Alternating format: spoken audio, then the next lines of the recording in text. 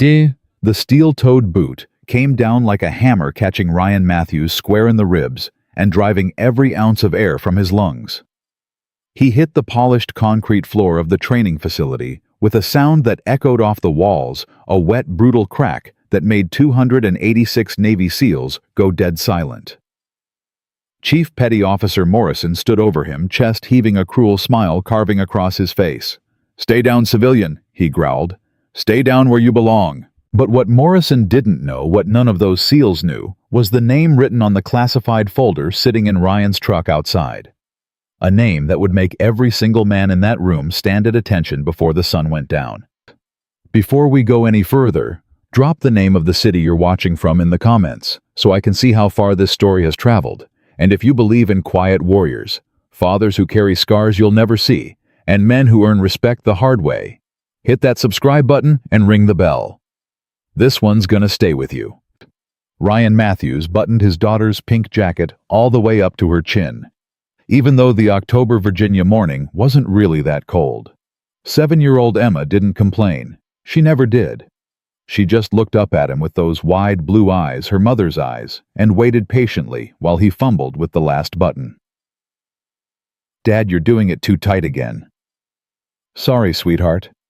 He loosened it a notch, his thick fingers clumsy with the small plastic button. Better. She smiled, and for one fleeting second, Ryan felt something close to peace. "All right, kiddo, grab your backpack. Mrs. Henderson's already waiting outside." Emma darted toward the kitchen, her sneakers squeaking on the linoleum. Ryan watched her go, and the familiar ache set in, that quiet, constant hurt that had lived in his chest for the last 3 years, ever since the accident, ever since the phone call that split his life into 2 halves before and after. The doorbell rang.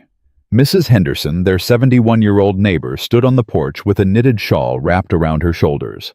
She'd been watching Emma on the days Ryan had long contracts. The woman had become something like family. "Morning, Ryan," she said, her voice warm and steady. "You working late again?" "Shouldn't be. Got a strange call last night." He scratched the back of his neck. "They want me out at Little Creek. Some kind of demonstration." Mrs. Henderson's eyebrows lifted. "The Navy base?" "Yeah." "I thought you were done with all that." Ryan gave a small, tired smile. "So did I." Emma came running up, pink backpack slung over one shoulder, holding her favorite stuffed rabbit in her fist. Ryan knelt down. He always knelt down. He wanted her to remember a father who met her at eye level, not one who looked down on her. "You be good for Mrs. H today, okay?" "I'm always good." "I know you are." He kissed the top of her head. Her hair smelled like strawberry shampoo. "Love you more than anything." "Love you more than the moon," she whispered their private saying. Then, she was out the door, skipping down the walk without a backward glance, and Ryan stood alone in the doorway, watching her go. His phone buzzed in his pocket. A text from an unknown number. 0900, Gate 3. Bring ID. Commander Reeves. Now Ryan stared at the message for a long moment. Commander David Reeves. He hadn't heard that name in a long time. 4 years, maybe 5. They'd served together once a lifetime ago on a mission that didn't officially exist in a country that officially wasn't at war.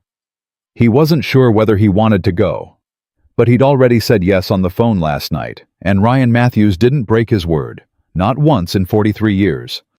The drive out to Little Creek took almost an hour. Ryan's old Ford truck rattled along the highway, the radio tuned to a country station playing Merle Haggard, and Ryan's hands rested easy on the wheel. On the passenger seat beside him sat a plain manila folder.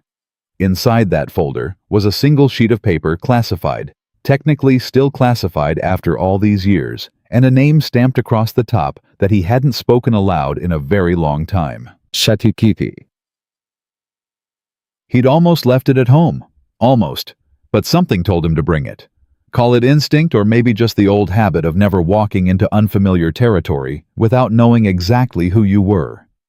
The base appeared on the horizon, low gray buildings and chain-link fences stretching out toward the water. At the gate, a young petty officer eyed Ryan's civilian clothes, flannel shirt, jeans, work boots with poorly hidden suspicion. Name: Ryan Matthews. The officer scanned his clipboard. His expression shifted, not disbelief exactly, but something close to it. You're Matthews. Last I checked. Commander Reeves is expecting you at Building 7. Follow the signs. The officer handed back his ID and added under his breath, Good luck, sir. Ryan gave him a small nod and drove through the gate. Good luck. That was an interesting thing for a man to say. Building 7 turned out to be a massive training facility, a hangar-sized structure with high ceilings, industrial lighting, and a floor of polished concrete marked out with training grids and padded combat mats. When Ryan stepped inside, the sound hit him first. The low, constant rumble of nearly 300 voices in a single room. He stopped at the threshold and took it in. 286 Navy SEALs, active duty, ages ranging from early 20s to mid-40s, some in tactical gear, some in simple PT uniforms, all of them the most trained, most lethal warriors the United States military had to offer. And they were all turning one by one to look at the man in the flannel shirt, standing in the doorway. A murmur ran through the crowd. A few snickers. Someone laughed out loud. Who's the lumberjack? Lost on the way to Home Depot. Maybe he's here to fix the plumbing. Ryan didn't react. He stood there, hands loose at his sides, and let the words slide off him like water off slate. He'd been called worse by worse men in worse places. A room full of young SEALs with something to prove didn't scare him. It didn't even register. A figure in a khaki uniform separated from the crowd and walked toward him. Commander David Reeves, older now, grayer, a little more lined around the eyes, but the same steady walk Ryan remembered. The two men met in the center of the floor, and Reeves stuck out his hand. Matthews. Reeves. They shook a real handshake, the kind men used to give each other in this country. Reeves held on a second longer than necessary, studying Ryan's face. You look tired, old friend. I'm a single dad. Tired's the baseline. Reeves let out a short laugh. How's Emma? 7 years old, smart as hell. Reminds me of her mother every day. The smile faded from Reeves's face, replaced by something quieter. I'm still sorry, Ryan. About Sarah. I should have come to the funeral. I was in... Don't. Ryan shook his head. Don't apologize. You were where you needed to be. She would have understood. Reeves nodded slowly, then seemed to collect himself. He lowered his voice. Listen, about what I asked you last night, I want you to know I wouldn't have called if I had any other option. These men need to see something today, something real. What kind of something? The kind you can't teach in a classroom. Before Ryan could answer, a loud voice cut across the room. Commander, is that our demonstration volunteer? Reeves's jaw tightened almost imperceptibly. He turned and Ryan followed his gaze to a broad-shouldered man in a tight PT shirt marching toward them with a half-smile that wasn't quite friendly. Behind him trailed another man, leaner shaved head, sharp eyes. Both of them moved with the compact, economical confidence of men who knew exactly what their bodies could do. Matthews, meet Chief Petty Officer Morrison and Chief Petty Officer Walsh. They're running the hand-to-hand portion today. Morrison's eyes swept over Ryan. The flannel shirt, the gray at his temples, the slight thickness around his middle that came from 3 years of desk work and frozen dinners eaten in front of a television while his daughter slept. Morrison's smile widened. Sir, he said the word like it was a joke. Commander Reeves tells us you're going to help us out with a demonstration today. That right? If that's what he needs. Civilian contractor, I hear. Security work. Yeah, security work. Morrison nodded, scratching his chin with exaggerated thoughtfulness. So like mall cop type thing, or corporate.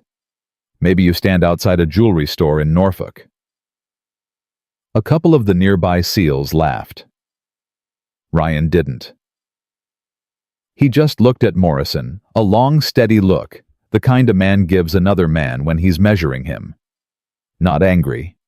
not embarrassed, just measuring. Something like that. Well, Mr. Matthews. Morrison clapped his hands together once. These fine young operators need to see what happens when civilian-level training meets Tier 1 capability. Give them a real-world example, you follow me. Nothing personal, just a teaching moment. I follow you. Won't take more than a minute of your time. I imagine it won't. There was something in Ryan's voice, quiet, almost amused, that made Walsh, the leaner one, frown slightly and take a second closer look at him. But Morrison didn't notice. Morrison was already turning to the crowd, raising his voice, playing to the room. Gentlemen, gather round. We got ourselves a volunteer here from the civilian sector. 40-something out of shape, says he does a little security work. We're going to give him a nice, gentle introduction to what Tier 1 operators can do.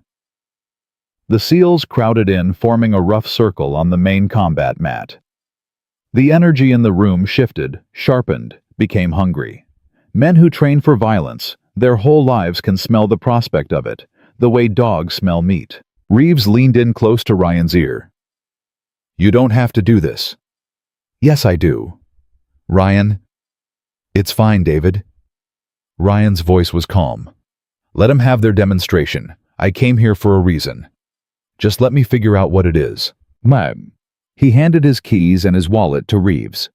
He took off his flannel shirt, revealing a plain white t-shirt underneath, and forearms that were Reeves suddenly noticed a good deal more corded with lean muscle than they had any business being. Then Ryan stepped onto the mat. Morrison was already there, stretching his neck, popping his knuckles. Walsh circled around behind. 2-on-1, Ryan asked mildly. Oh, I'm sorry, Mr. Matthews. Is that unfair? I was just asking. See, in the real world, and I know you might not remember this from the mall, bad guys don't line up one at a time. Morrison grinned. So we like to teach our men what a real encounter looks like. You good with that?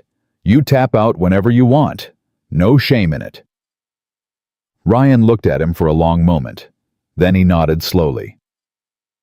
Okay. He didn't take a stance. He didn't raise his hands. He just stood there, arms loose at his sides, feet shoulder-width apart, breathing slow and even through his nose. Some of the younger SEALs watching started to snicker. Look at this guy. He doesn't even have his hands up. This is going to be a massacre. Reeves, standing at the edge of the mat, closed his eyes for just a second. A muscle jumped in his jaw. Morrison rolled his shoulders. All right, old man, let's do this. Why? And then Morrison moved. Oh, Mr. C. He was fast. Of course he was fast. He was a Navy SEAL, Chief Petty Officer with 15 years of mixed martial arts and tactical combat training. He shot forward low and tight, aiming for a clean double-leg takedown. The kind of textbook opener that any decent grappler would recognize. Ryan sidestepped. Barely. Just a few inches. Just enough for Morrison to slide past him, arms closing on empty air. The SEALs went quiet. Ryan didn't press the advantage. He didn't throw a counter-strike. He just turned slow, deliberate, and faced Morrison again, hands still loose at his sides.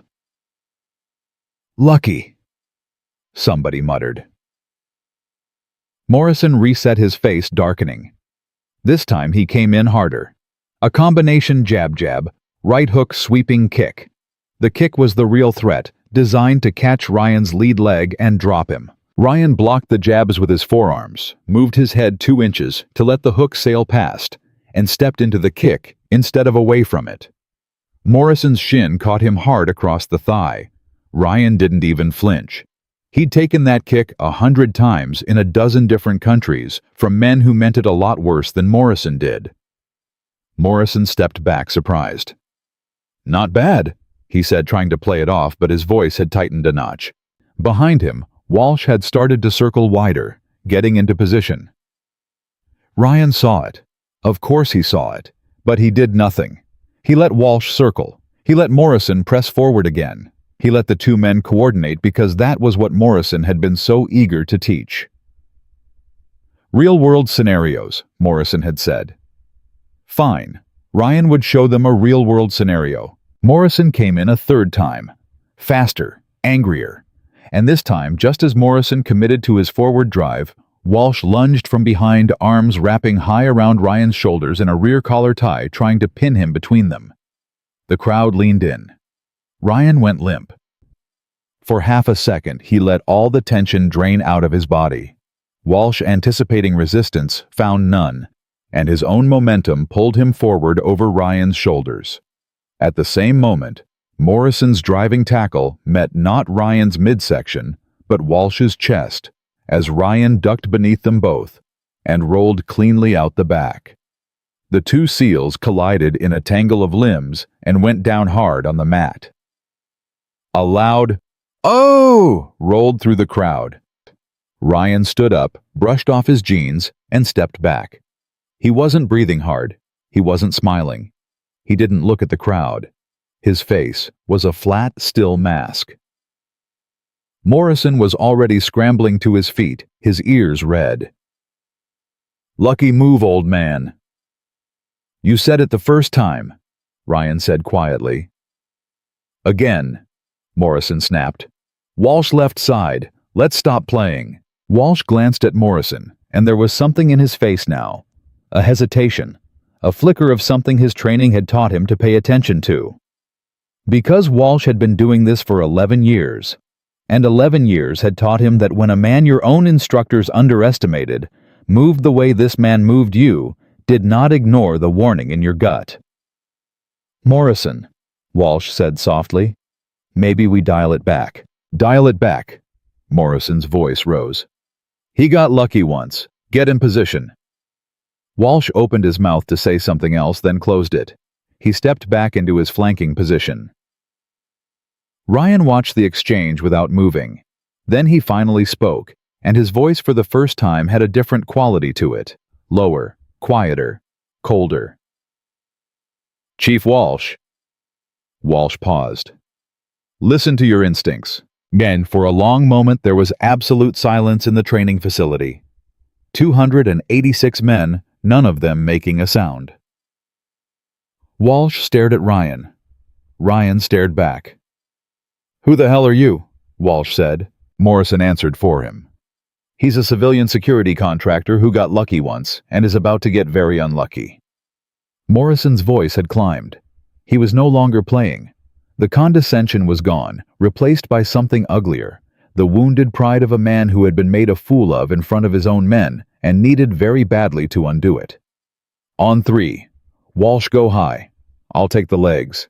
And this time we finish it." Ryan let out a long, slow breath. And in that breath, something in him changed. Reeves saw it. Reeves had seen it only once before, 15 years ago, in a compound outside Jalalabad, right before 3 men stopped breathing.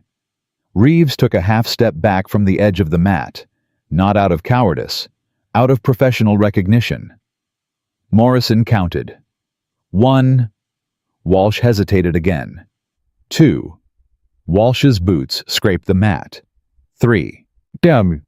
They came at Ryan from both sides, 2 of the most highly trained close-quarters combatants in the United States military, moving in perfect coordination, 12 feet of combined reach and 400 pounds of muscle.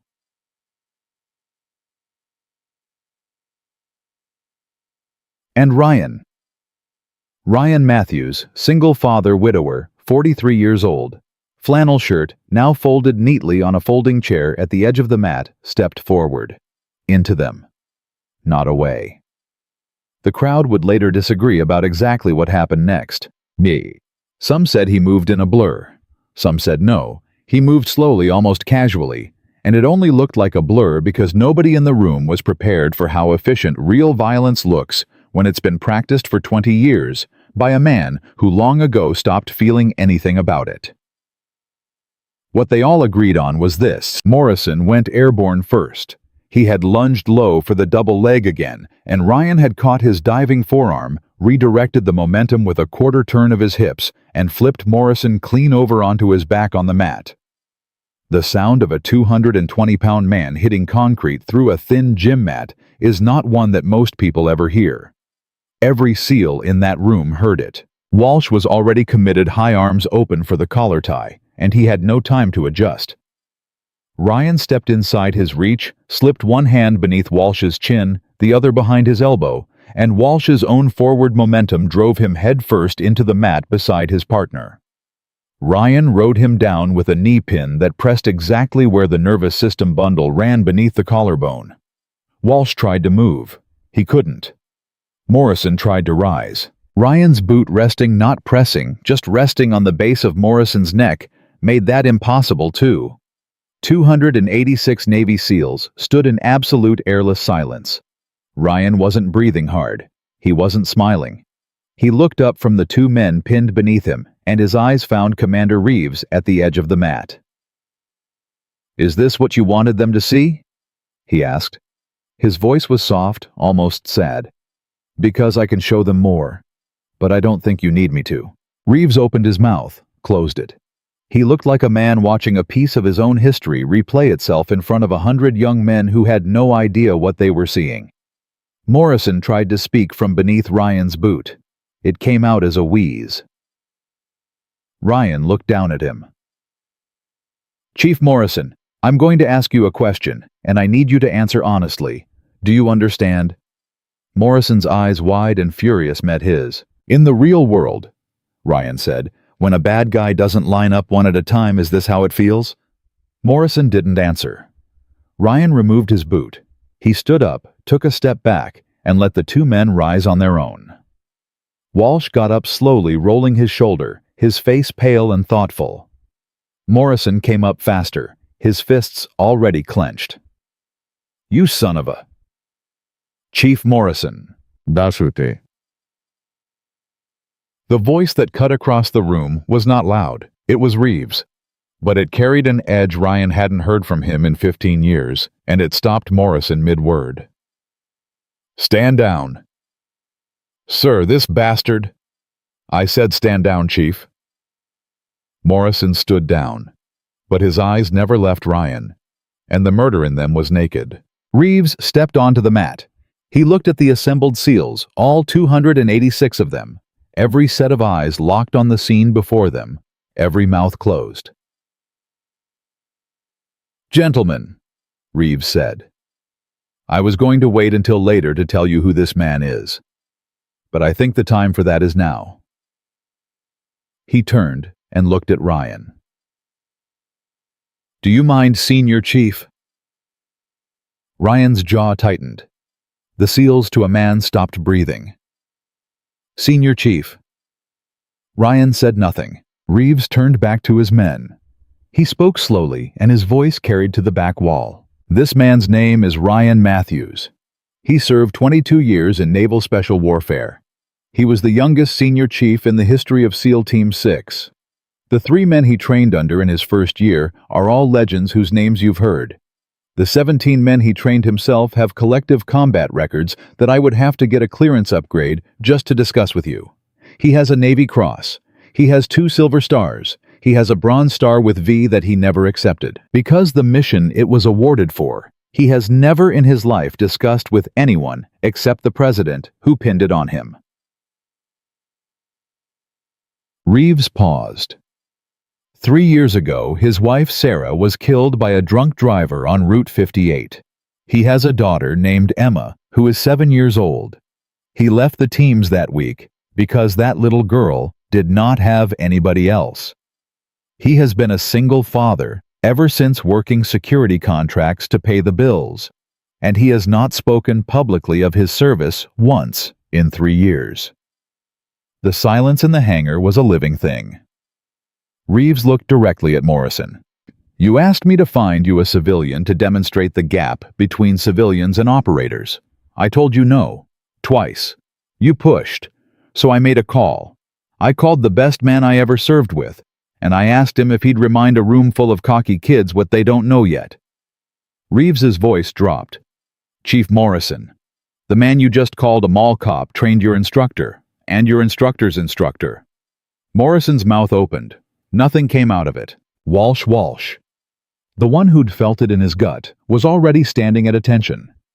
One by one, starting in the back row and rolling forward like a wave, the 286 Navy SEALs straightened their spines, squared their shoulders, and came to attention. Ryan didn't move. He stood in the center of the mat in his plain white t-shirt and jeans and work boots and watched it happen with an expression of deep, tired sadness that had nothing to do with the men in front of him and everything to do with the 7-year-old girl waiting at a neighbor's house across town. He hadn't wanted this. He hadn't come here for this. He'd come here because David Reeves, who had once carried him 6 miles through a mountain pass with a bullet in his leg, had asked him to. And because the folder in his truck, the one with the name on it, was about to change, why all of this was really happening. Because Ryan Matthews hadn't been called out of retirement for a training demonstration. He'd been called because someone somewhere had found a name they thought was buried. And Morrison, red-faced, humiliated, glaring at Ryan from across the mat with something close to hatred, was about to find out that his very bad morning had only just begun. The silence held for a full 10 seconds. Maybe longer. Nobody in that hangar was keeping time. 286 men stood at attention with their eyes fixed on the man in the white t-shirt, and the only sound in the room was the low hum of the overhead lights and the ragged breathing of Chief Petty Officer Morrison, still trying to get his wind back. Ryan finally moved. He walked slow and even to the folding chair at the edge of the mat. He picked up his flannel shirt. He slid his arms into it one at a time and buttoned it from the bottom up the way he always did. His hands were perfectly steady.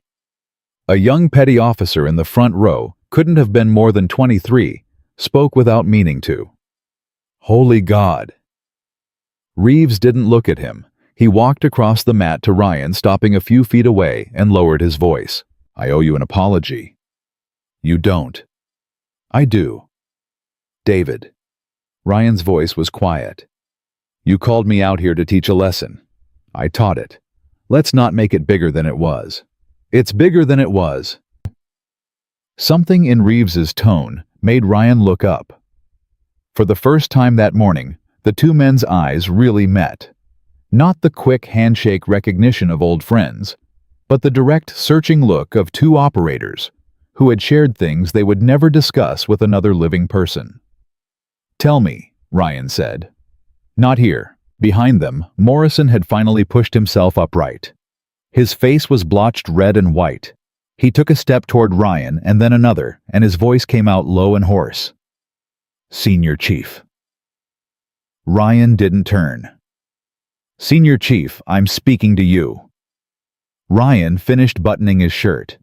He turned slowly. He didn't take a step toward Morrison. He just turned his body and waited. Morrison swallowed. His Adam's apple worked up and down. He looked like a man who had 3 different things to say and couldn't decide which one would hurt his pride the least. I didn't know. I know you didn't. If I'd known, you'd have done exactly the same thing. Ryan's voice was not cruel. It was, if anything, kind. You're not the first young man who needed to learn that lesson. You won't be the last. I wasn't either. Morrison's jaw worked. Sir. Don't call me sir. I'm a civilian. Senior Chief, then. I'm not a senior chief anymore, Morrison. I'm a dad. That's it. Walsh spoke for the first time since the mat. He had been standing at attention the entire time, one hand pressed lightly against his shoulder, where Ryan's knee had pinned him. When he spoke with the careful formality of a man who had been raised by military men and knew the weight of certain words. Senior Chief Matthews. Permission to speak, sir. Ryan almost smiled. You don't need my permission, son, but yes, go ahead. I want to thank you. I want to thank you on behalf of every man here. For what? For not hurting us worse than you did. A low, rippling murmur went through the assembled SEALs. It wasn't laughter. It was something closer to acknowledgement. The kind of sound men make when they hear a hard truth spoken out loud. Ryan looked at Walsh for a long moment. Then he gave a small nod. Take care of your shoulder, Chief. Ice it tonight. 15 on 15 off. There's a bruise forming under the collarbone nerve cluster. It's going to feel worse tomorrow than it does now. Yes, sir. Reeves cleared his throat and raised his voice to the room. Gentlemen, we're going to take 30. When we come back, we're going to rerun this morning's block with real discussion of what you just saw. For those of you who have questions, and you should have questions, I'll be taking them in writing. No names. I want to know what you learned. Dismissed. And the seals broke. Slowly at first, then in a rolling wave of movement toward the doors and the water stations along the walls. Nobody ran. Nobody jostled. They walked the way men walk when they've just seen something they weren't prepared to see and need a few minutes to reassemble their understanding of the world. Morrison lingered. He stood on the mat watching his men disperse, and his face was a map of private wreckage. Ryan watched him for a moment. Then, without a word, he walked over and stopped in front of him. Chief Morrison. Morrison braced. Senior Chief. Look at me. Morrison looked. What just happened to you happened to me too. When I was younger than you. A man named Henderson put me on my back in front of 23 guys in a training hut in Coronado. I was 26 years old. I thought I was the best thing the teams had ever seen, and he made me look like a child. Do you know what I did that night? Morrison shook his head. I drove out to his house. I knocked on his door at 11:30 at night. And when he opened it, I asked him one question. Do you know what the question was? Morrison shook his head again. I asked him, will you teach me? Ryan let that sit for a second. Morrison's eyes were very wet, and he was working very hard not to let them spill. He said yes, and he taught me for 6 years everything he knew. The reason I'm standing here right now, the reason my daughter has a father, it's because a chief petty officer who put me on my back in front of my brothers saw something in me worth teaching. You hearing me, Morrison? Morrison's voice was thick. Yes, sir. Don't yes, sir me, hear me, because every young man who ever got put on his back has two choices. One of them leads to a long career of being exactly this angry every day until it eats you up. The other one leads somewhere useful. You've got until this afternoon to pick which one you're going to do. Morrison opened his mouth. Nothing came out. He nodded once, tight and jerky, and turned away.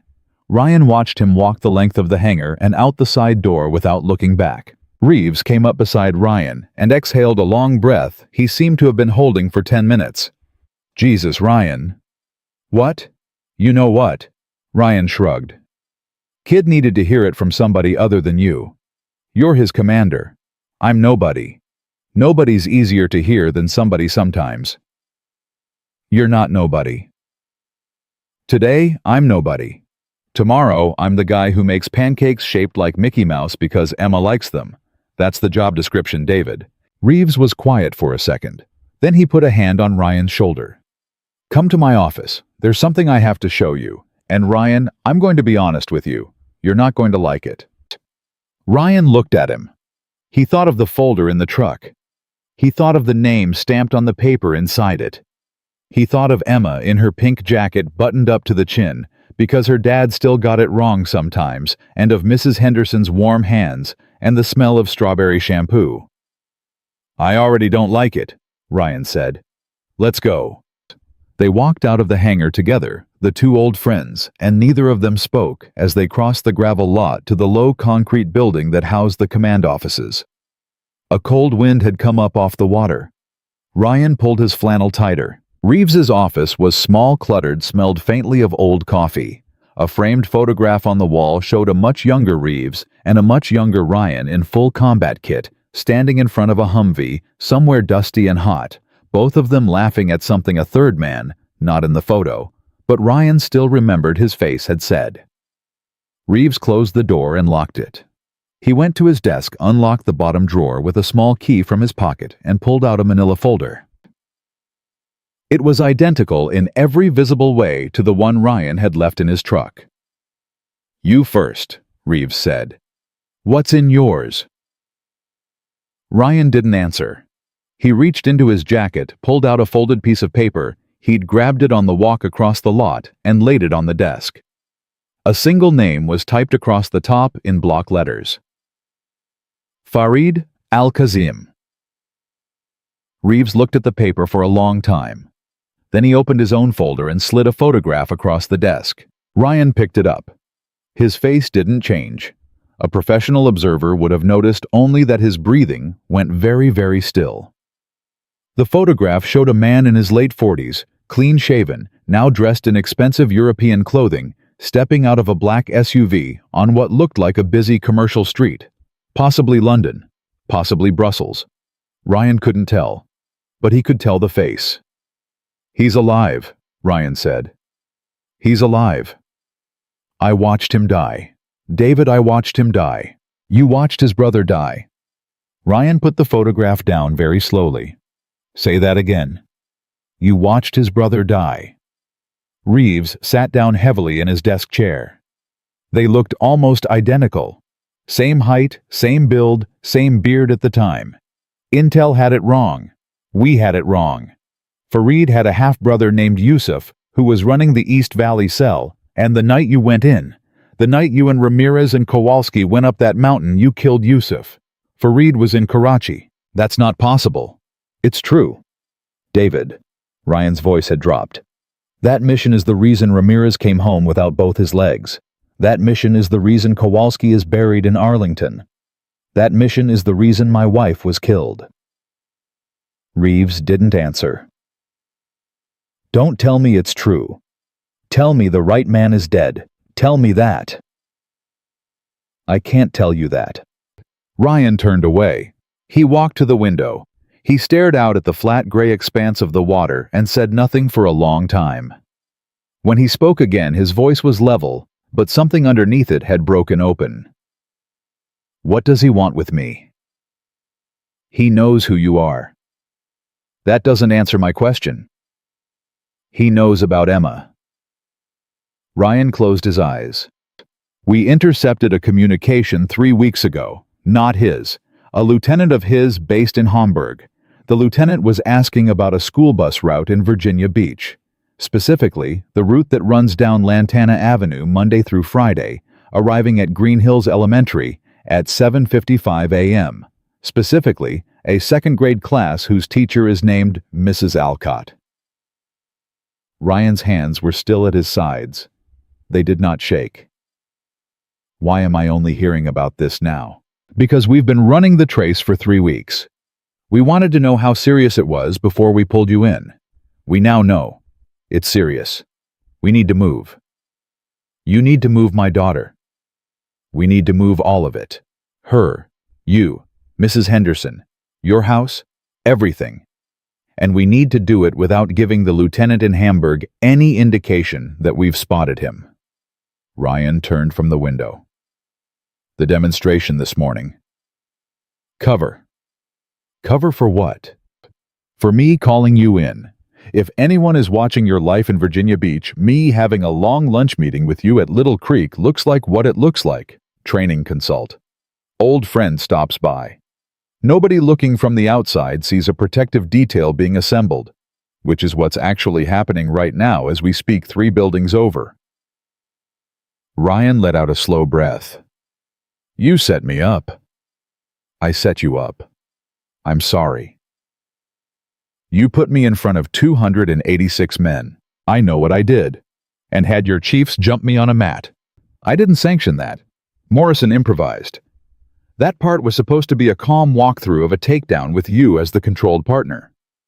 Morrison decided to turn it into a show. I will deal with Morrison separately. But Ryan... Reeves stood up. Everything else was me. And I would do it again, because if my alternative was calling you on an open line and telling you your daughter is on a watch list in Hamburg, I'd do it exactly this way every time. Ryan was quiet for a long moment. Then he crossed to the desk, picked up the photograph of Fareed Al-Qasim, and studied it. When was this taken? 6 days ago. Brussels. He's running a charity front. Very clean paperwork, very well-funded donors. We think Saudi money, some Qatari, some we haven't sourced. And he reaches into Virginia Beach because what? Because I killed his brother. That's the working theory. It's been 15 years. It has. Why now? Reeves met his eyes. Because 3 months ago a name was declassified, not yours. A different name. A man you worked with peripherally on the Yusuf Op. He got a memoir published. In Chapter 9, he mentions a senior chief doesn't name you whose call sign started with R and who pulled the trigger in a mountain compound in Nangarhar province. Fareed's people have been walking down that thread for 3 months. Last week they got to your name.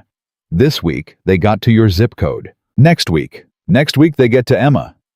They don't get to Emma, because this afternoon we move. Ryan set the photograph back on the desk. He looked at it one more time. Then he looked up at Reeves. I need to make one call. Make it.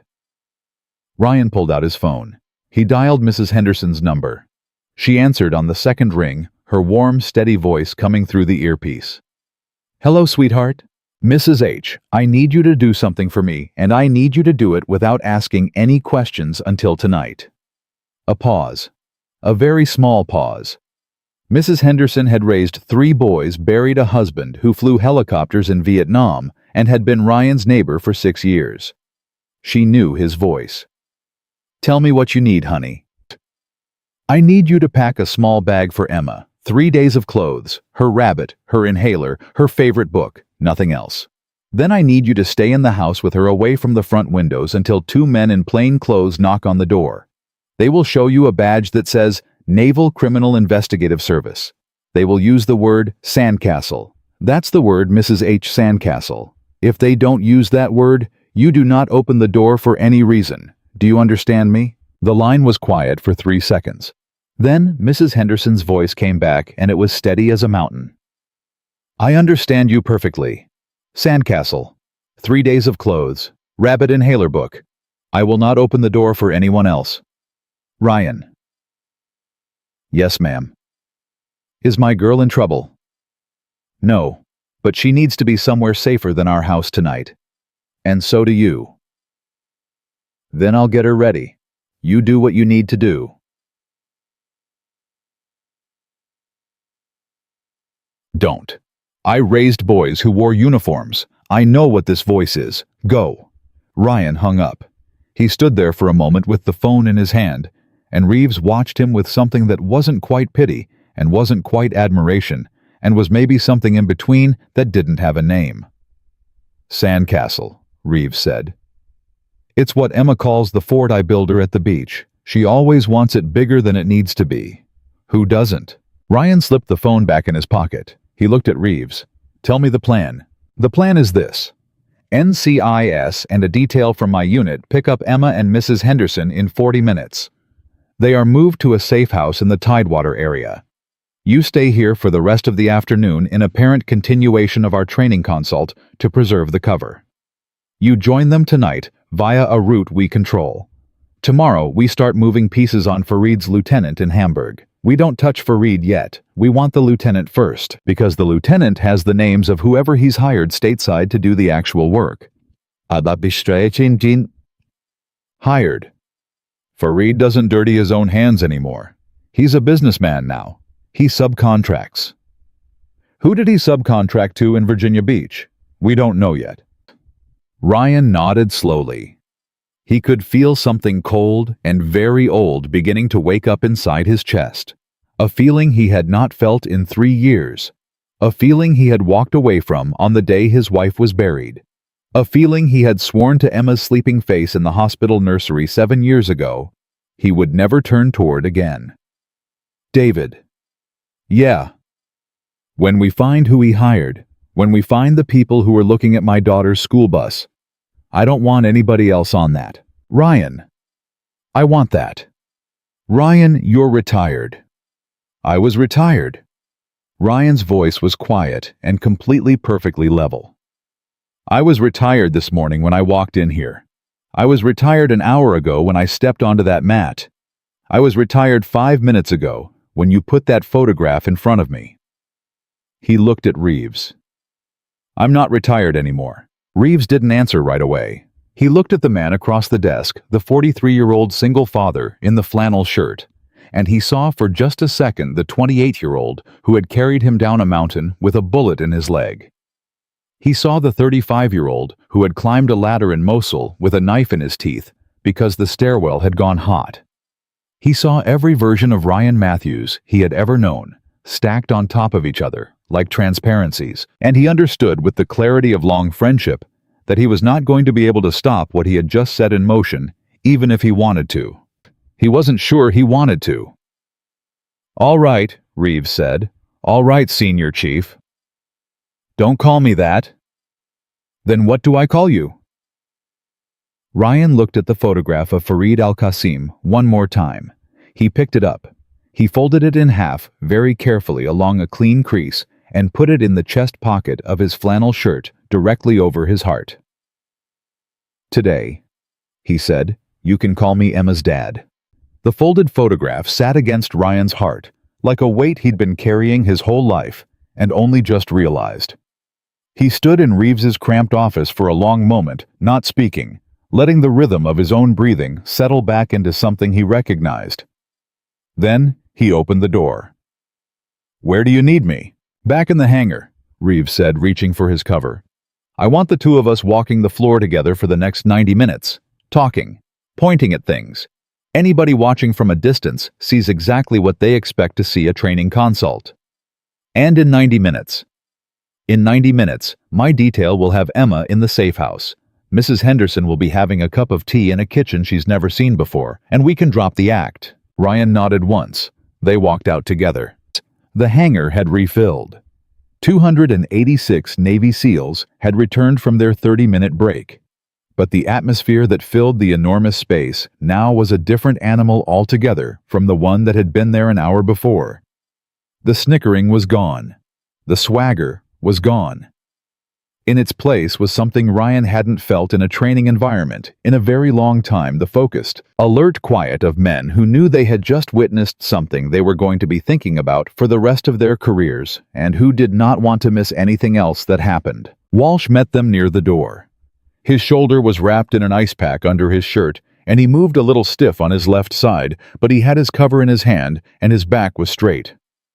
"Commander, Senior Chief, the men are ready to resume." "Thank you, Chief," Reeves said. "Walk with us." They walked. The three of them crossed the length of the hangar floor at an easy, deliberate pace, and as they passed each cluster of SEALs, conversations died away. Ryan didn't make eye contact with any of them.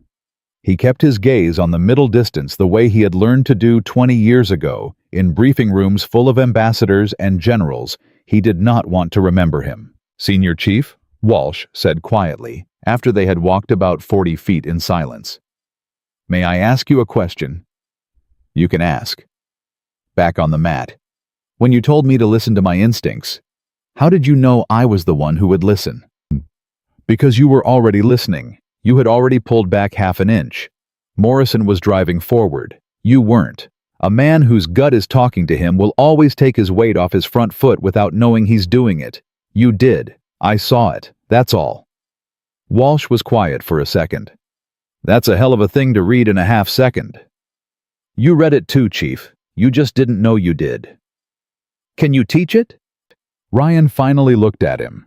A flicker of something, not quite a smile, but the shadow of one passed across his face. "It's teachable. Takes about 8 years."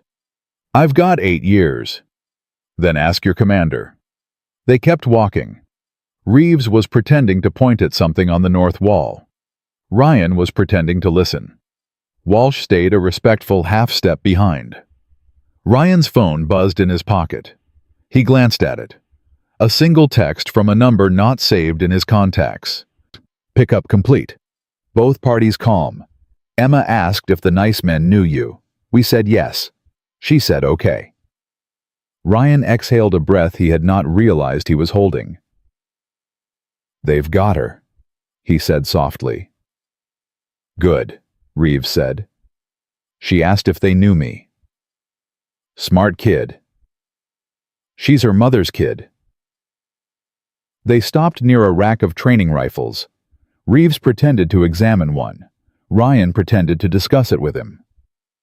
Walsh stood at parade rest a few feet off, watching the room. "David." "Yeah." "I need to understand something." "Go." Fareed knows about Emma. Fareed has a lieutenant in Hamburg. Fareed has somebody or several somebodies in Virginia Beach.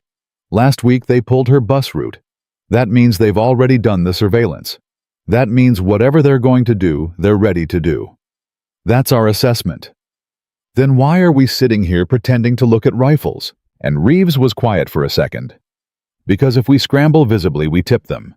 And if we tip them, the ones already in country pack up and vanish, and we never find them. And 6 months from now, when the heat has died down, a van pulls up next to Emma's school bus in a town we haven't moved her to yet. So we let them stay in motion. We let them stay in motion for about 6 more hours, which is how long it'll take our people to close on the lieutenant's handler line in Hamburg and backtrace the domestic contacts. 6 hours. 6 hours. Ryan nodded slowly. He looked across the hangar. His eye caught on a figure standing alone near the equipment lockers, arms folded, watching them from 60 feet away. Morrison. The chief petty officer had returned from the break, but he had not rejoined the men. He was standing by himself, and even from this distance, Ryan could see that his face was different than it had been 90 minutes ago. The color had come out of his cheeks. The set of his shoulders had changed. He was not, Ryan thought, the same man who had stepped onto that mat.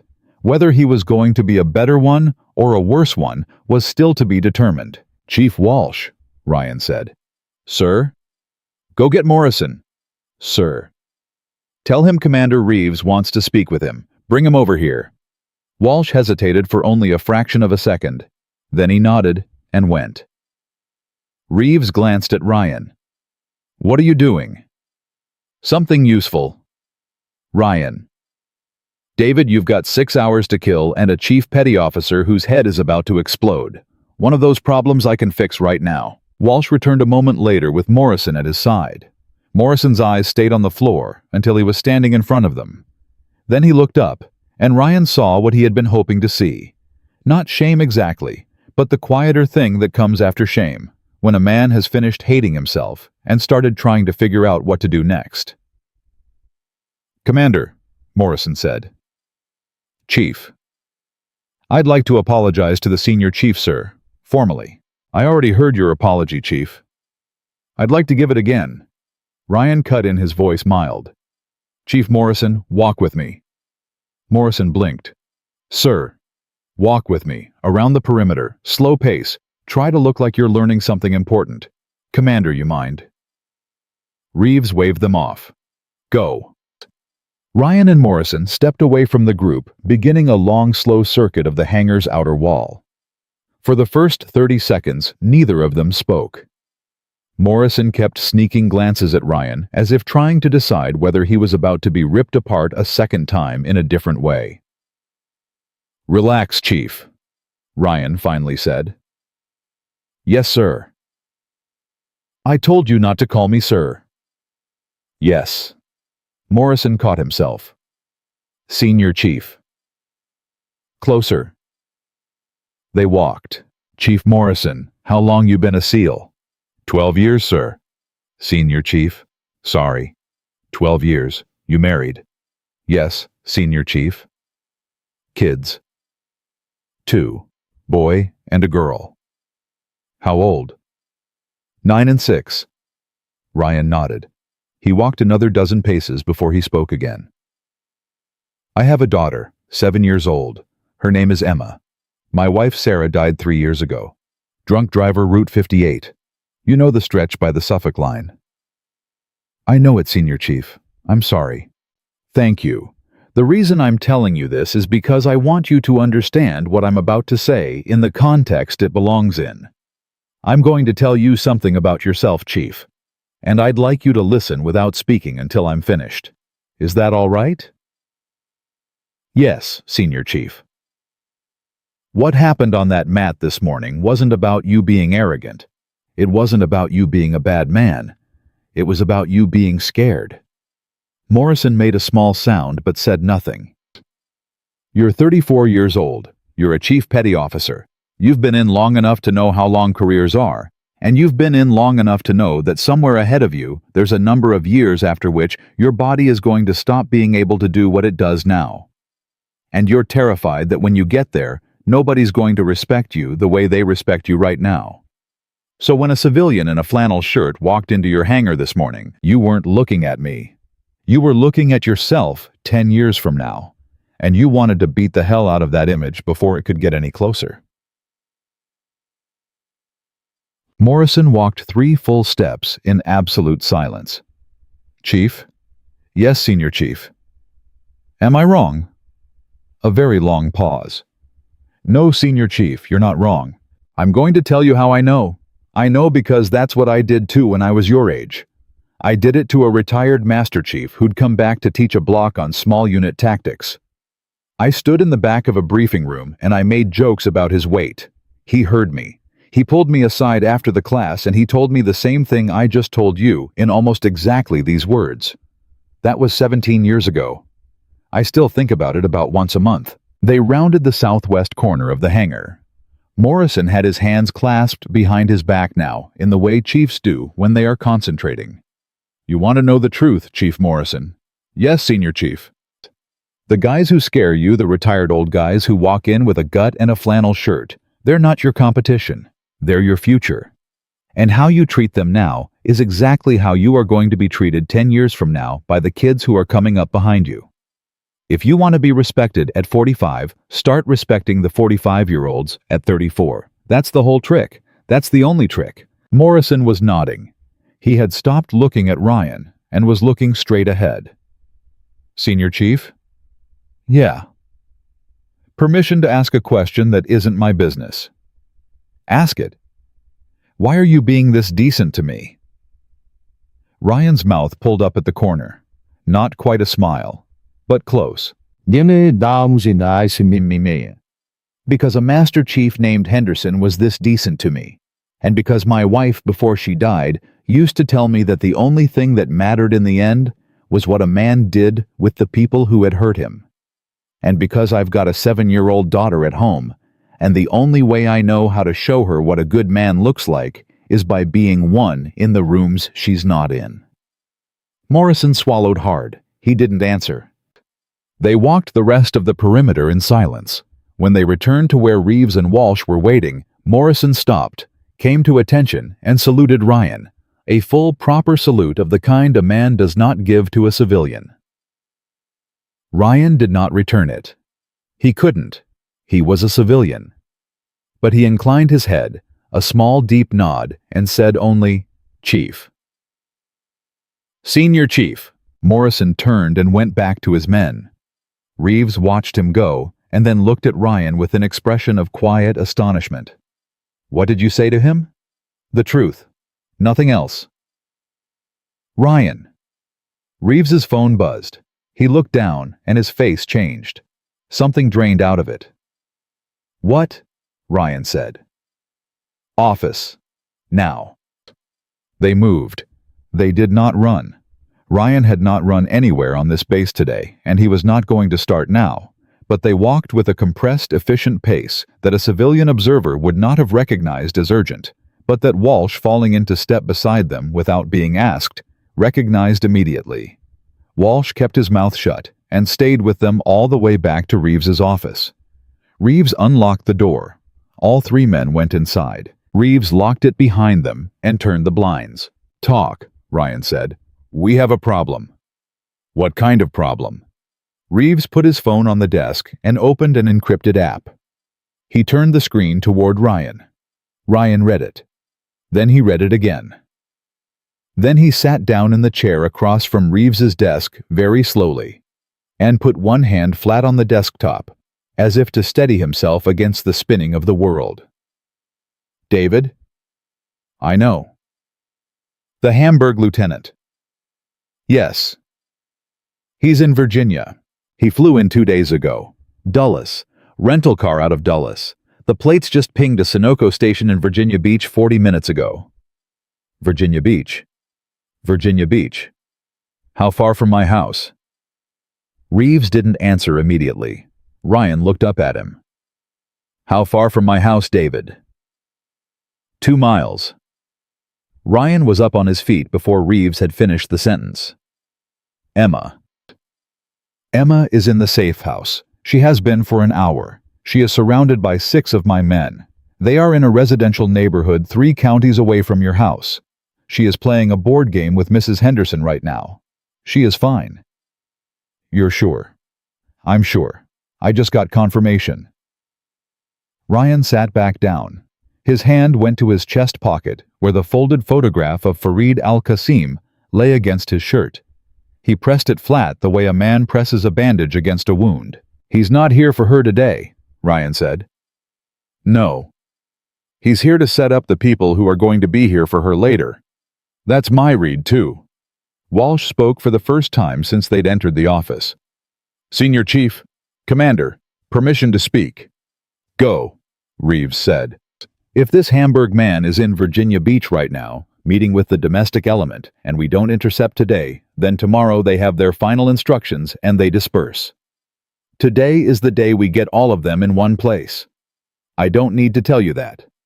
But I want to say it out loud because once I say it out loud, we've all heard me say it, and nobody can pretend in an hour that they didn't. Reeves looked at Walsh for a long moment. Chief Walsh, you're going to make a hell of a senior chief someday. Thank you, sir. Ryan. Ryan was staring at the desktop. He looked up. You said 6 hours, he said. I said 6 hours. You meant less than that. I meant as long as we had. We don't have that anymore. How fast can you put together a team? 90 minutes. A quiet one. Local. FBI takes point on U.S. soil. We'll have a liaison with us, but the physical package is mine. Was going to be anyway. Now it's going to be sooner. And me. You are not on this package, Ryan. You are a civilian. David. You are a civilian. If you are on this package and any piece of it goes sideways, every single thing we do about Fareed for the next 5 years gets kicked in the teeth by defense lawyers pointing at the retired senior chief who took a personal interest. You know this. You've done the reading. I've done the reading. Then you know. I know. Ryan rubbed the bridge of his nose with his thumb and forefinger. He was quiet for a moment. When he spoke again, his voice was lower, flatter. What do you need from me? I need you to stay here on this base for the next 4 hours. I need you to be visible. I need you, at approximately 4 p.m., to get into your truck and drive in the direction of your house taking Route 64 exactly the way you always do. I need you at the Greenbrier exit to pull off the highway into the Wawa parking lot and act like you're taking a phone call. And I need you to stay in that Wawa parking lot on the phone for 40 minutes. And during those 40 minutes, 2 federal agents and a team of mine are going to roll up every soft target in the domestic element while the Hamburg lieutenant is sitting in a Panera eating a sandwich. They are watching you. The moment you leave this base, they are watching you. The moment you appear to be on your way home, they will make their move. They will make their move, and we will be on top of them before they get within a mile of your street. You're using me as the trigger. I'm using you as the trigger. Walsh's jaw tightened almost imperceptibly. David, Ryan said, what if one of them slips the net? They won't. What if? Reeves was silent. Walsh looked between them. What if one of them slips the net? Ryan repeated. And he knows I'm alone, and he knows where my truck is, and he decides to take a personal shot. What then? Then he finds out, Walsh said quietly, what 286 Navy SEALs on this base learned the hard way this morning. Reeves looked at Walsh. Walsh looked at Ryan. Ryan looked at neither of them. He was staring at a photograph on the wall, the one of himself and Reeves 20 years younger standing in front of a Humvee in a country that wasn't in the news anymore. He remembered the joke the third man had made. He remembered it perfectly. He remembered who the third man was. He remembered standing in Arlington at that man's grave. He remembered the smell of the grass. I'll be in the Wawa parking lot at 4:40, Ryan said. I'll be on the phone. I won't move until you tell me to move. Thank you. David. Yeah, when you get the lieutenant. When you get the ones he brought with him. I want a name from him. I want the name of the man in Brussels who signed the check. We'll get you the name. I don't want it in 3 weeks. I want it tonight. Reeves held Ryan's eyes for a long moment. He was seeing again the 28-year-old who had carried him down a mountain. He was seeing the man who had folded a photograph into his chest pocket like an old wound. Tonight, Reeves said. You'll have it tonight. Ryan stood up. He buttoned the top button of his flannel shirt the way he always did before stepping into weather he didn't entirely trust. He looked at Walsh. Chief Walsh. Senior Chief. The next time a civilian in a flannel shirt walks into your hangar, you remember today. I'll remember it, sir.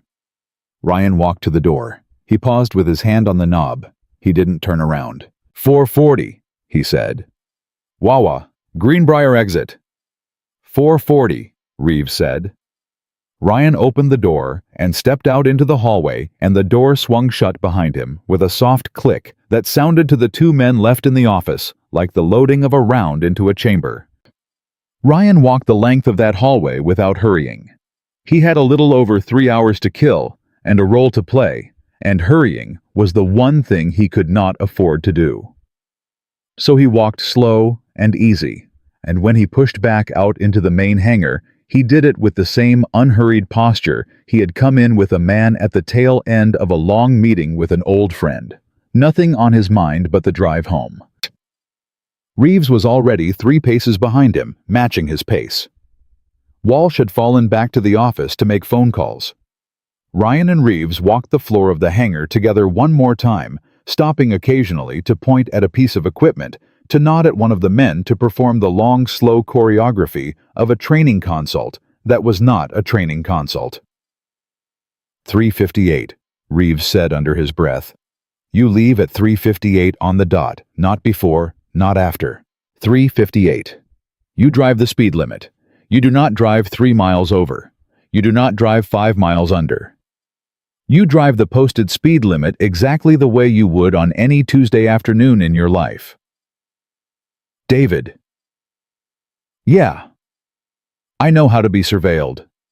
I've done the surveilling. I know you have. I'm talking out loud because it helps me. Let me talk. Talk. They reached the east end of the hangar. Reeves bent down to examine a training dummy, as if something about it had caught his eye. Ryan stood beside him, hands in the pockets of his flannel-looking board. When you get to the Wawa, Reeves continued, park on the east side of the lot. The one facing the gas pumps, not the back lot. I want you visible. You get out of your truck, you lean against the driver's door, you take out your phone, you dial me. My number will be busy, you'll reach voicemail. That's your cue, we're in position. You stay on that call talking to nobody for as long as I need you to stay there. When it's done, I'll text you the word home. Not before, you understand? I understand. The word is home. If anything else comes through, it's not from me. Understood. Ryan kept his eyes on the middle distance. Somewhere on the far side of the hangar, Morrison was running a group of younger men through a debrief on unarmed defensive techniques. His voice carried not shouting, but lower and steadier than it had been that morning. Ryan listened to him for a moment. Morrison was saying something about body weight distribution. About how a man's front foot tells you what his plan is. Ryan allowed himself the smallest private smile. He's teaching it right, Ryan said. He's teaching it like he learned it 2 hours ago. He did learn it 2 hours ago. Reeves exhaled. Ryan. Yeah. Thank you. You already thanked me. I'm thanking you again. For Morrison. For my chief. For showing him how to come out the other side of that without breaking. I couldn't have done it. His commander can't do that for him. You could? Ryan didn't answer. The hours passed. Ryan ate a sandwich in the mess sitting at a long table by himself because he wanted it that way, and because every man in the room understood that he wanted it that way.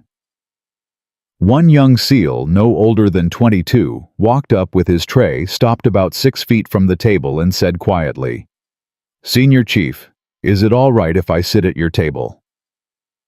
Ryan looked up. The kid had freckles. His name tape said, Olson. "Sit down, Olson." Olson sat. He did not speak for almost a full minute. Then, "Senior Chief, can I ask you one thing?" "One." "When does it stop feeling like you have to prove something?" Ryan chewed. He swallowed. He took a sip of water. "When you realize the only person you ever had to prove anything to was yourself, and you figure out that you already did." "When does that happen?" "For some guys, never. For me, about a week after my daughter was born." Olson nodded slowly. He did not ask another question. He just ate his sandwich, and when he was finished, he stood up, took his tray, and said, "Thank you, Senior Chief." And he was gone. Ryan watched him go. He thought about Emma. He thought about the button on the pink jacket. He thought about her saying, "Love you more than the moon." He thought about the folded photograph sitting over his heart. At 3:54, he stood up from the table, cleared his tray, walked back to the hangar, said a short goodbye to Reeves in full view of any camera that might be watching, and walked out to the parking lot. At 3:58 exactly, he put the truck in drive and pulled away from the curb. He did not look in his rearview mirror. He did not need to. He could feel them Reeves's people a short distance back, giving him the invisible cushion that a man with 22 years in the teams learns to feel without looking. And he could feel, too, the other ones. The ones who were not Reeves's people. The ones whose presence registered on some older, quieter instrument in the back of his brain that had never really turned itself off in all the years since he'd walked away. A dark blue sedan, 2 cars back. It had been there since the first stoplight outside the base. Ryan did not change his speed. He did not change his lane. He drove the posted limit. He tuned his radio to the country station. Merle Haggard was no longer playing. Someone younger, Ryan didn't know the song. His phone buzzed. He glanced down. A text from Reeves. "Blue sedan behind you is ours. The one behind the sedan is not. We've got him." Ryan exhaled. He drove. The Greenbrier exit came up on his right. He took it. He pulled into the Wawa lot. He parked on the east side facing the gas pumps as Reeves had instructed. He got out. He leaned against the driver's door. He pulled out his phone. He dialed Reeves. The line rang once and went to voicemail. Ryan began to speak to no one in the cadence of a casual conversation. "Yeah, I'm just pulling off, gonna grab a coffee. No, she's with Mrs. H tonight. I told her I might be late." Yeah, the training thing went long." Across the parking lot, a man in a dark green jacket was sitting in a parked silver Corolla with his head down pretending to read a phone. Ryan had clocked him on the way in. The man had a small earpiece. The man had not moved his hands in 90 seconds. The man was waiting. Ryan kept talking. "No, it was fine. A little crazier than I expected, but fine. I'll tell you about it when I get home. Yeah, uh-huh." At the far end of the lot beyond the gas pumps, a black Suburban rolled slowly past on the access road and kept going. Ryan did not turn his head to watch it. His peripheral vision had always been exceptional. He watched it without looking at it. He counted 3 men in the vehicle. All 3 had short hair. All 3 were in plain clothes. The Suburban continued down the access road and disappeared around the back of the building. The man in the silver Corolla looked up. He looked up at exactly the wrong moment, because at exactly that moment, a woman in jogging clothes came out of the Wawa carrying a coffee and walked directly past the driver's side window of the silver Corolla. She did not look at the man in the green jacket. She did not appear to notice him. But as she passed, her right hand rose just once, just briefly, to adjust her ponytail. It was the most natural motion in the world. It was also the signal. 3 things happened at the same time. The back door of the Wawa opened, and 2 men in unmarked tactical gear came out at a walking pace, fast, but not running. The Suburban reappeared around the far side of the building, coming up behind the silver Corolla, at a speed Ryan would have estimated at exactly 15 miles per hour. Slow enough to look ordinary, fast enough to close distance before a man could react. Then BJT. And the woman jogger now passed the Corolla, pivoted on her heel, and was already at the driver's window with a badge in one hand and something else in the other. The man in the green jacket reacted fast. Ryan had to give him that. His hand went down toward his waistband, and for half a second Ryan thought he was going to have to put his phone down and cover 50 feet of parking lot faster than he had moved in 3 years. He didn't have to. The woman's hand went through the open window and took hold of the man's wrist in a way that looked gentle from where Ryan was standing, but that he recognized from long experience as the kind of grip that immobilizes a man's entire arm in one motion if the person applying it knows the nerve clusters. She did. Tao. The two tactical operators reached the car. One of them opened the passenger door. The other opened the driver's. The man in the green jacket was out of the vehicle and face down on the pavement in less than 6 seconds, with 0 raised voices from anyone involved. The Suburban pulled up. 2 more men got out. They loaded the man from Hamburg into the back of the Suburban. They drove away. The whole thing took from Ryan's first glance at the woman to the closing of the Suburban's door less than 20 seconds. A family in a minivan at the next pump over never looked up from their phones. Ryan kept talking into his phone. "Yeah, I'll be home in about 30. No, I'm sure. I love you too, kiddo. Yeah. Bye." He hung up. He stayed leaning against the truck. He did not move for another minute and a half. Then his phone buzzed. One word. Home. Ryan got into his truck. He started the engine. He pulled out of the Wawa lot and turned back onto Route 64, heading east toward a house his daughter would not be sleeping in tonight. He drove for about 5 miles. Then his phone rang. He answered on the second ring through the Bluetooth. "Reeves. Talk to me.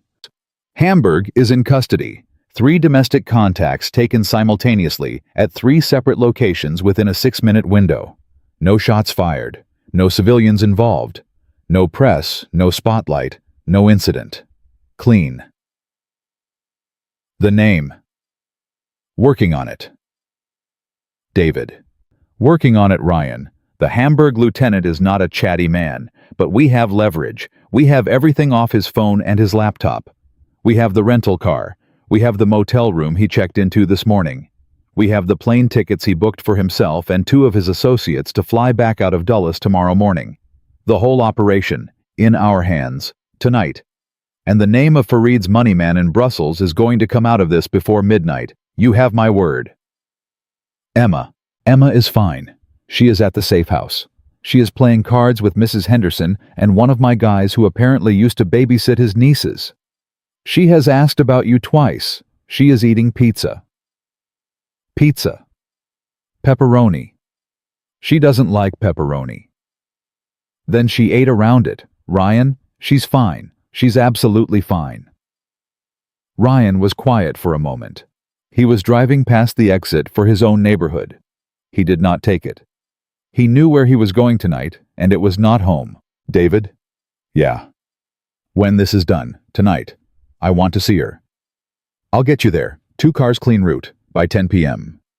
Thank you. Ryan, you did it. It's done. Go let yourself feel it. Not yet. Why not? Because it's not done. It is done. David, Farid is still in Brussels. Reeves was silent for a second. Ryan. What?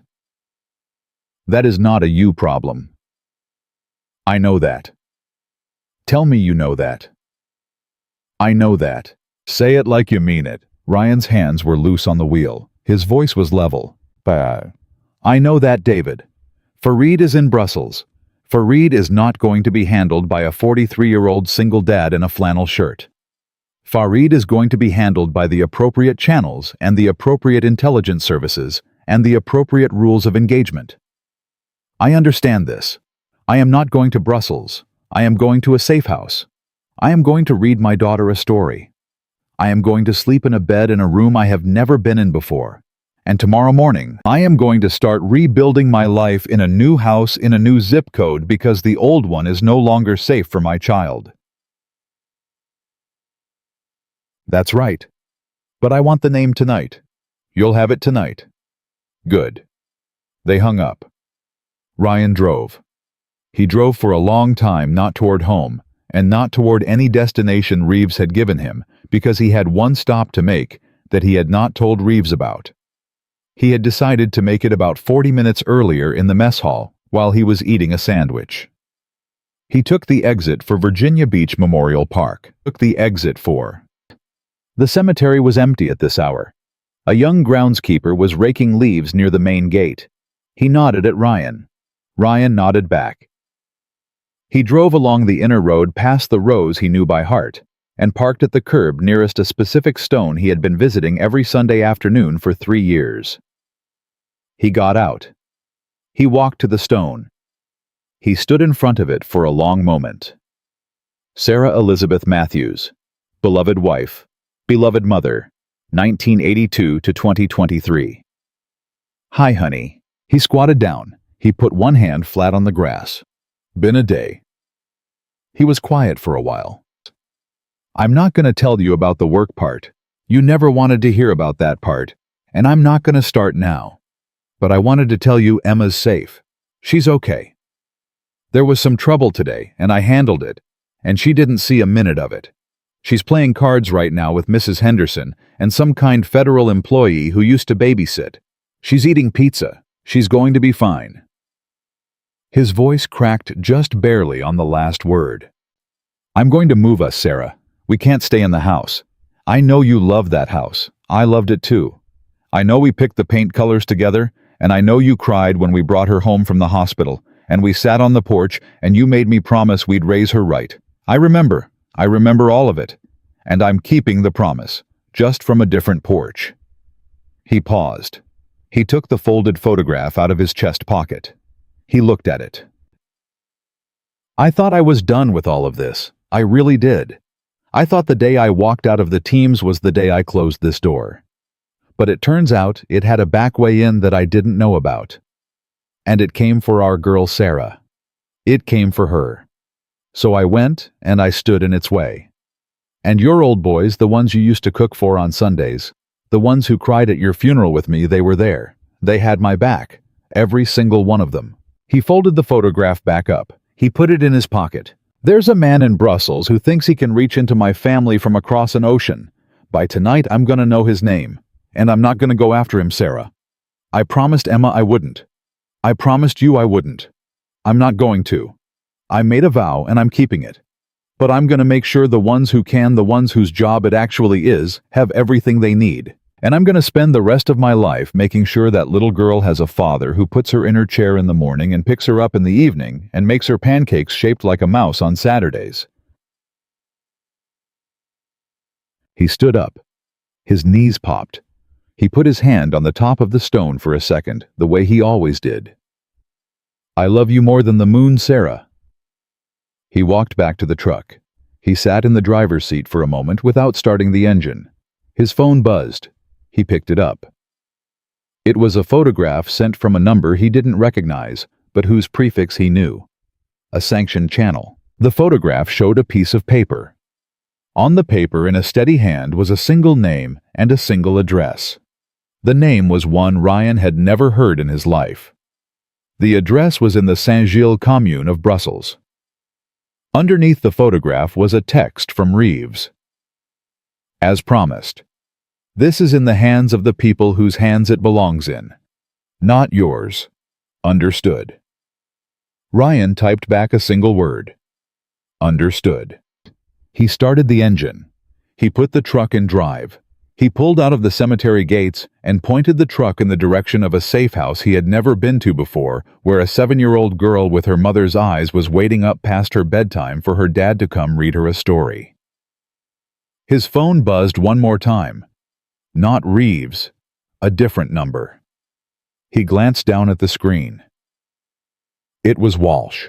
Senior Chief. Heard you got us home. Get some rest. CPO Walsh. P.S. You ever want to come teach a block at Little Creek? Just you and a group of chiefs, you say the word. We'd be honored. Ryan read it twice. A small, tired smile moved across his face. He did not answer right away. He would tomorrow. He had enough for one day. He pulled into traffic and drove east toward his daughter. And for the first time in 3 years, Ryan Matthews felt something in his chest that wasn't the ache, something quieter, cleaner, steadier, something that felt in the deepest part of him like a door he had thought was closed forever, easing itself open just a little, letting in a thin line of light. The safe house sat on a quiet residential street in a town Ryan had driven through maybe twice in his life. A 2-story brick colonial with a white porch light on a basketball hoop in the driveway, and absolutely nothing about it to suggest that 6 federal operators were inside with full tactical gear in duffel bags under the kitchen table. That was the point. That was the whole point. Ryan parked at the curb. A man in a blue hoodie was taking out the trash 3 houses down. The man did not look at Ryan, but Ryan knew from the posture and the angle of the man's head that the man had seen him cataloged, him radioed the house, and confirmed the identification before Ryan had even turned off the engine. Reeves ran a good detail. Ryan would expect nothing less. He walked up the path. He climbed the 3 steps to the porch. He rang the doorbell. The door opened immediately. A woman in her mid-30s in jeans and a cardigan smiled at him like he was an old friend coming over for dinner. "You must be Ryan. Come on in. She's in the living room." "Thank you." "There's coffee in the kitchen. There's also a glass of bourbon on the counter. The commander said you might want that one more." "The commander knows me." "He said you'd say that." Ryan stepped inside. He smelled something he had not smelled in a very long time. Popcorn. Somebody had made popcorn. And from the living room, he heard a sound that stopped him in the entryway and made him put one hand on the wall to steady himself. Emma was laughing. Maui. Not a polite laugh. Not a nervous laugh. Her real laugh, the one she only did when she was completely at ease. The one that sounded like her mother's. The one he had not heard in something close to a week, because the last 7 days had been the kind that 7-year-olds register without being able to name. Ryan closed his eyes for a second. Then he opened them and he walked to the doorway of the living room. Emma was sitting cross-legged on the rug, holding a fan of playing cards up to her face. Across from her sat a man in his 40s, plain clothes, off-duty posture, wedding ring kind eyes, who was pretending very hard to be confused about the rules of a game called Go Fish. Mrs. Henderson was in the armchair behind Emma, her knitting in her lap, watching the two of them with the expression of a woman who had decided long ago that what cannot be controlled must at least be witnessed. Emma looked up. "Daddy?" She was up off the rug before her cards had finished falling, and she was across the room, and she was in his arms.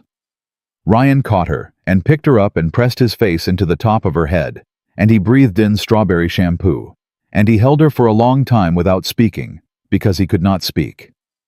"Daddy, you were a really long time." "I know, sweetheart. I'm sorry." "Mrs. H said you were at work." "I was at work. Was it a hard day?" "Yeah, kiddo, it was a hard day." "Did you help people?" He pulled back so he could look at her face. Her eyes, her mother's eyes, were serious and calm and unafraid, and Ryan understood in that moment that she had absorbed less of the day's strangeness than he had feared. She had been told that her dad was at work, that there was a grown-up situation happening somewhere in the background, that Mrs. H was going to stay with her at a friend's house for a night or 2, and that was all she had been told. And she had been fine with it. She had been fine with it because she trusted him completely, and because a 7-year-old does not need to know every reason to know that her father has reasons. "Yeah, honey, I helped people." "Good." And she wrapped her arms back around his neck. Ryan held her for another long moment. Over her shoulder, his eyes met Mrs. Henderson's. The old woman gave him a small, slow nod. Her own eyes were wet, but she did not let them spill. She had raised boys in uniforms. She knew what tonight was.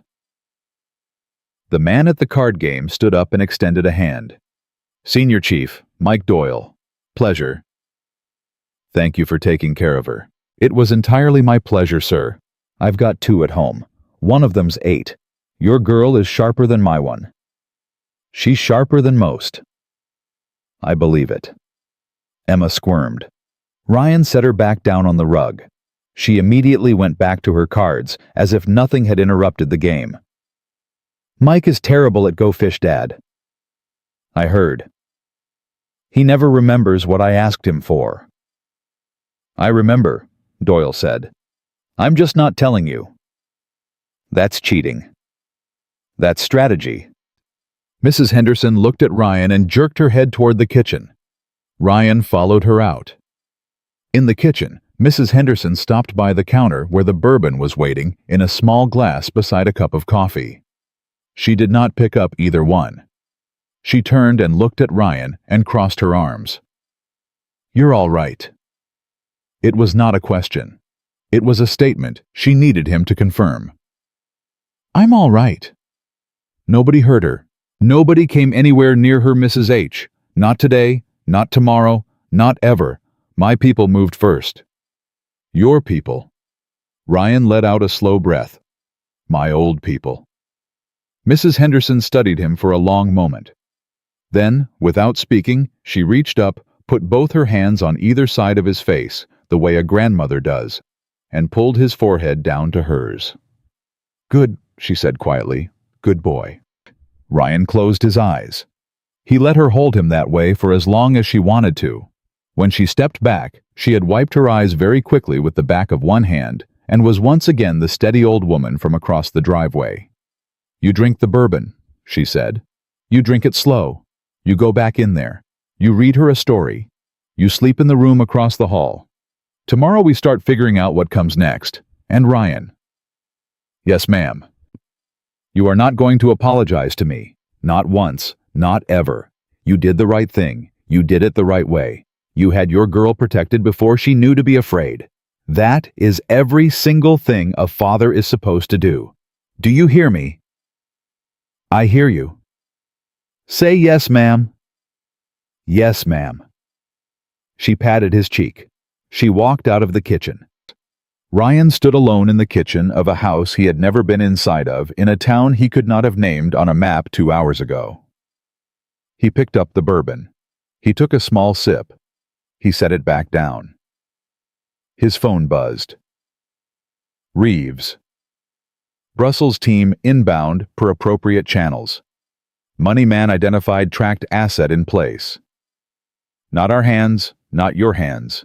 The right hands. For read by Thursday per the reading. Ryan typed back. Thank you. No. Thank you. Nay. He pocketed the phone. He looked out the kitchen window at the quiet residential street. A kid on a bicycle rolled past under a streetlight. Somewhere on the next block, a dog barked once and stopped.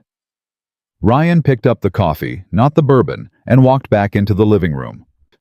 He lost 3 hands of Go Fish in a row. Emma was delighted. Doyle was Ryan noticed losing just slightly worse than he needed to, in the way grown men lose on purpose to children they've decided to love a little bit. Mrs. Henderson knitted. The porch light stayed on. The clock on the mantel ticked. The night settled in around them like a quilt that someone had already warmed by the fire. At 9:45, Emma yawned.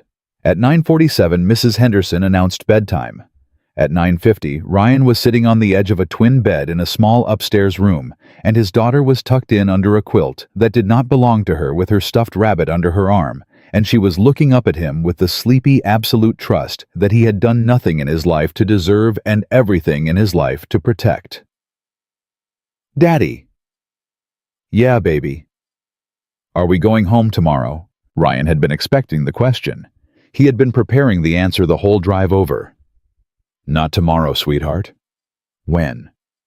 We're going to a new house. A new house. A nicer one, a bigger backyard. Mrs. H is going to come with us. So's her cat. Where?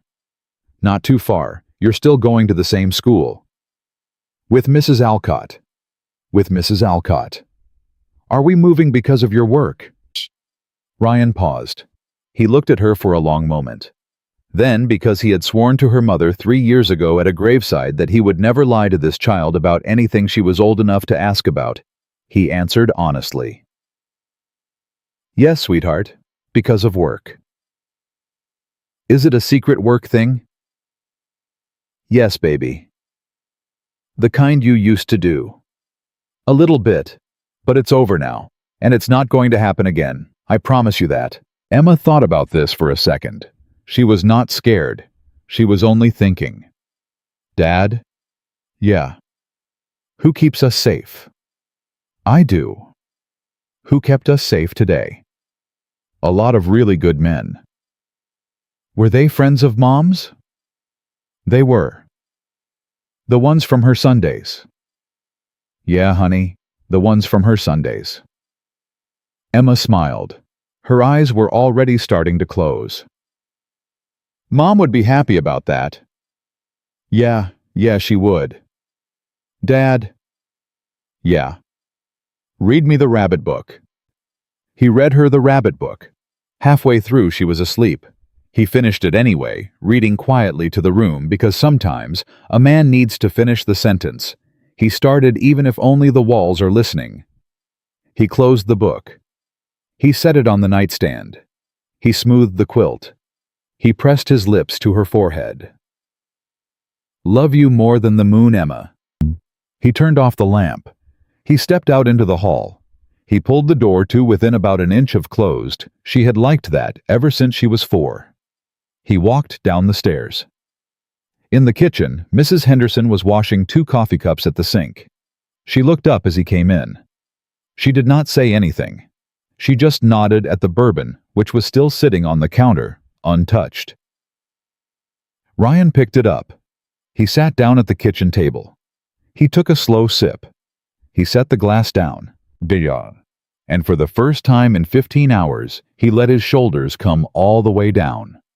Doyle came in a minute later, stood in the doorway with his hands in his pockets.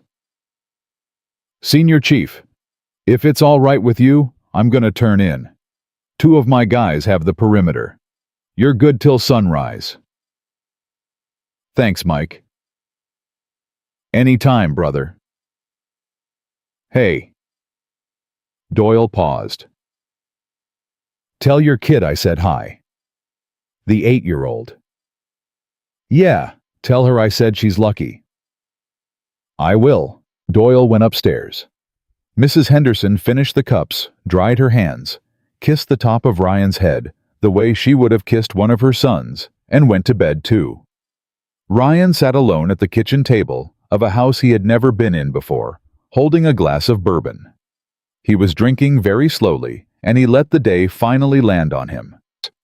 He thought about the morning. He thought about Emma's pink jacket. He thought about the drive out to Little Creek. He thought about the snickering when he first walked into the hangar, and about 286 men coming to attention 3 hours later. He thought about Morrison on the mat. He thought about Morrison giving him a full salute, and the thing behind Morrison's eyes that had not been there in the morning. He thought about Walsh, the instinct in his gut, the text message on the phone. He thought about the folded photograph in his shirt pocket. He took it out.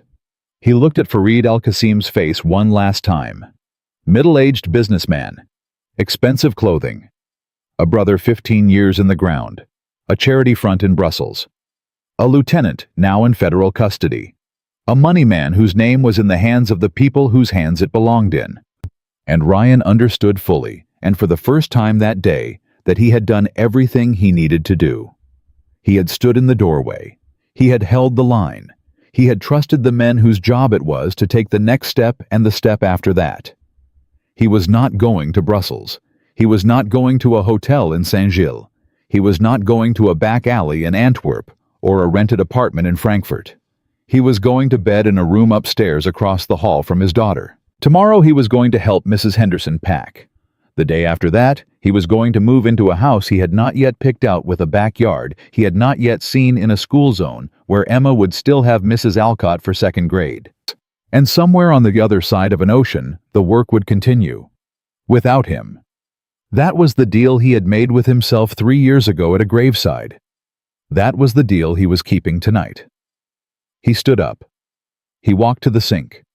He poured the rest of the bourbon down the drain because he had already had what he needed, and any more than that was just avoiding the stairs.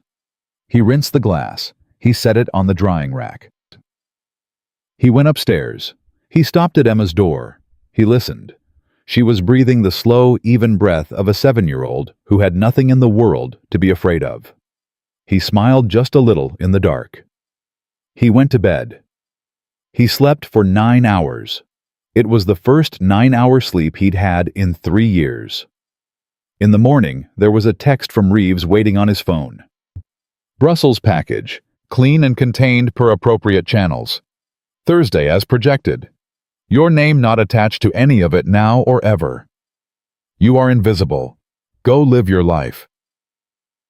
Ryan read it twice. Then he put the phone face down on the nightstand, and he went downstairs to make his daughter breakfast. Mrs. Henderson had found the pancake mix. Emma was already at the kitchen table in her pajamas with her rabbit arguing with Doyle about whether or not blueberries counted as a proper pancake ingredient. They count, Doyle was saying. Ask your dad. Blueberries count. Dad, do blueberries count? Ryan picked up the spatula. Blueberries count. See? I don't like blueberries. You don't have to eat them. I'm just saying they count. They count as being bad. Emma. Yes, Dad. Eat your pancakes. Yes, Dad. She ate her pancakes. Ryan ate his pancakes. Doyle ate more pancakes than he probably should have and said so. Mrs. Henderson pretended not to listen to any of it and was secretly listening to all of it. And somewhere around 7:45, there came a quiet knock at the front door. Doyle got up. He checked the peephole. He opened the door. Bitchy. Commander David Reeves was standing on the porch out of uniform in a plain gray jacket and jeans. He had a small paper bag in one hand. He nodded at Doyle, stepped inside, took off his ball cap. Morning. Morning, sir. Reeves walked into the kitchen. Emma looked up from her plate with the curious, unafraid directness of a child. Hi. Hi, Miss Emma. I don't know if you remember me. Emma cocked her head. You're Mr. Reeves. That's right. You were at my birthday when I was 5. I was. You brought me the big book. I did. I still have it. I'm glad. Reeves glanced at Ryan. Ryan gestured with his chin toward the living room. The two men stepped out of the kitchen. Mrs. Henderson kept the conversation going with Emma without looking at either of them. In the living room, Reeves opened the paper bag. Inside was a small, folded American flag, a cloth flag crisply folded into a triangle about the size of a dinner plate. Reeves held it out. What's this? It's for your daughter, eventually, when she's old enough. David, you listen to me. A lot of good men came home safe today who might not have. A lot of bad men are going to stop being a problem this week who might not have. None of it happens without what you did yesterday. Not just on the mat, not just with Morris and all of it. Every part of it. And you are not going to get a medal for any of it. You are not going to get an announcement. You are not going to get anything on your official record. You are going to disappear into a new address and a new life, and you are going to deserve that life completely. Ryan took the flag. He didn't speak. When she's 18, Reeves said, or 21, or whenever you decide you give her that, and you tell her whatever part of the story you want to tell her, or none of it, your call. But you keep the flag. Ryan nodded slowly. He set the flag carefully on the side table. David. Yeah. Morrison. Recommended for an instructor billet. Your influence. His initiative. He came to me last night at 2300, asked me to put him in for it. Said a senior chief taught him something yesterday he wants to spend the next 10 years passing on. Ryan's mouth moved not quite a smile. Walsh. Already on his way up. He'll make senior chief before he's 40. Good. The men want you to know. Every single one of them. What you did yesterday is going to be talked about at Little Creek for the next 20 years. Not the takedown, the rest of it. The part where you took a chief who made a fool of himself in front of his men and walked him back from the edge of his own career. That's what they're talking about. That's what they're going to remember. Ryan looked at the flag on the side table. He looked at the kitchen doorway where Emma's laugh was ringing out at something Doyle had said. That's what I want them to remember, Ryan said quietly. Reeves put a hand on his shoulder, squeezed once. Let go. You need anything, ever, you call me. I will. I mean it. I know you do. Reeves put his cap back on. He walked to the front door. He turned one hand on the knob. Ryan. Yeah, Sarah would be proud of you. Ryan swallowed. Sarah already was. Reeves smiled. He opened the door. He walked out.